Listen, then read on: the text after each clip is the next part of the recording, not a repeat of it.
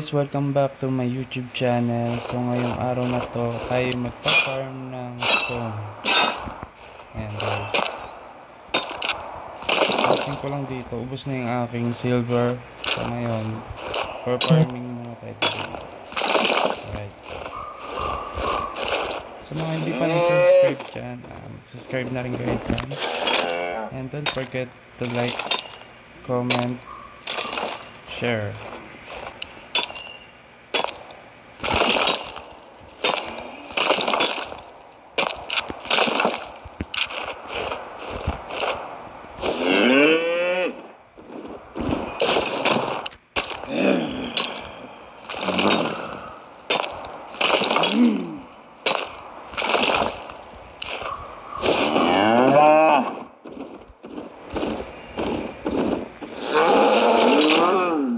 Mag-gather guys.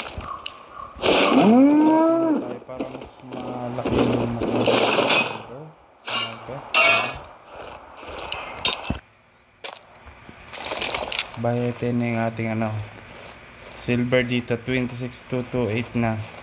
Kailangan na natin talaga mag-farm.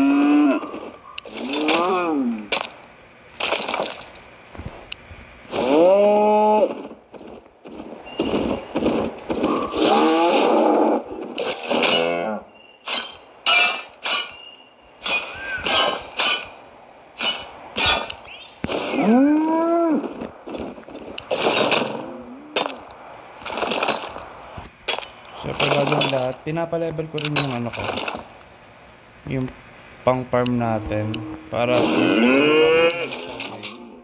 medyo mabagal. Kailangan talaga natin medyo palevelin talaga yung pang gathering natin para at least mas mabilis din ang silver, para at least makabit ko ng gusto ng weapon.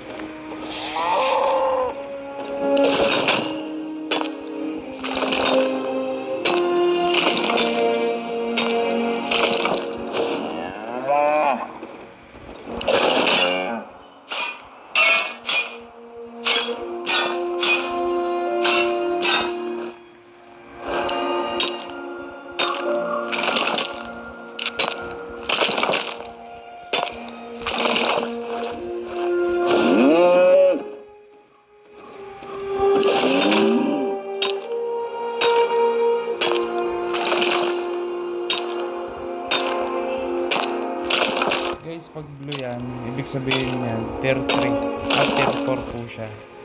Yung kasunduin kanina ba ito? Tier 3 po.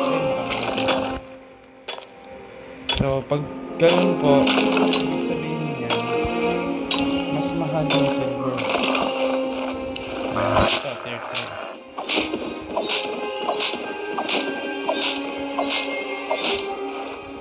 Tsaga-tsaga lang guys.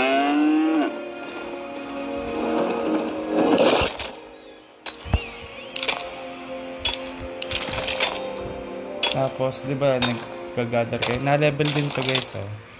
So, for example, level 1 pa lang yung ating yung hammerstone. So, level 1 pa lang siya. Gagawin natin siya. Gagamitin natin. At least, mas mabilis yung yung level up niya dun sa, para mas mabilis yung niya pag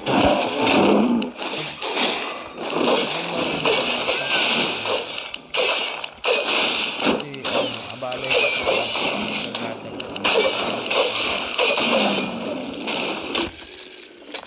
pag pala guys bibili ka ng ganito, make sure level ng ganito level 4 na yung pang gathering niya sa stone. Even itong axe pa yan. Pero kasi pag nanatili lang kayo sa tier 3 tapos i-level up ka na sa tier 4, stuck ka dyan. Stuck yan. Level ng dapat ano lang, balance. Halimbawa guys tier 4 yan, dapat okay na okay siya sa hanggang tier 5, pero goods pa rin. Mas malaking ganito, mas mabilis siyang lumevel yung tier. Ayan. Yun nga lang guys, papansin nyo mabagal yung ano. Syempre hanggang tier 4 hanggang tier 3 lang tayo dyan. Yung ating equipment, accessories.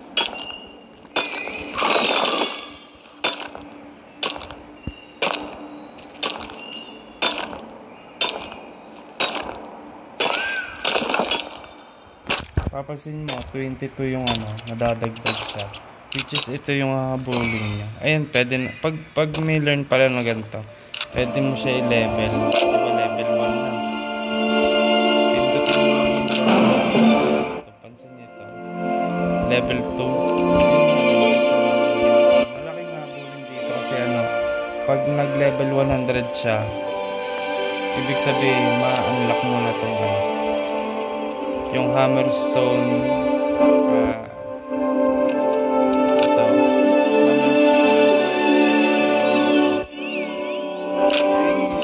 Pero sa akin kasi, kahit matagal siya, enjoy pa rin ako. Bakit kasi? Nabebenta ko kasi yung niyan. Yung mga na-harvest ko dito. Sa laking halaga. Ito guys, kita nyo. Nabili ko yan. Kada farmer ka ng farming. Sa akin, alibang ako doon. Instead na makipagsabayan ako doon sa mga hunting na mahirap din kasi. Lagi ka mamamatay, tapos pag namatay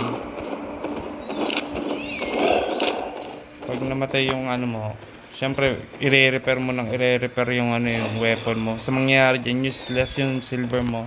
Mauubos. So ang ginagawa ko,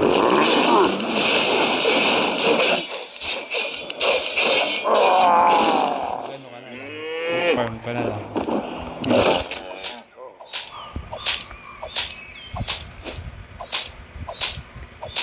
Kasi pag napuno to guys, mga ilang oras lang meron ka ng 100 silver. So sa 100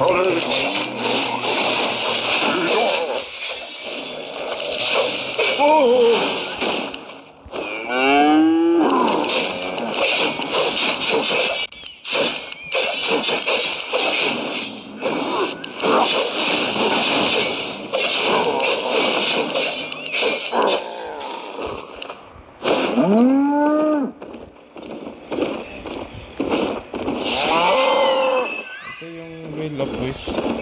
Ayan na. Yun yung pinapasukan. Siyempre, marami din nagpa-farm dyan Pag nakipagsabayan ka kasi, halimbawa, nauna sa'yo yung kung pinuntahan mong para bang may aura mo. Pag nauna siya, tapos pag pinatay mo mobs doon, naunahan ka, wala ka makukuha.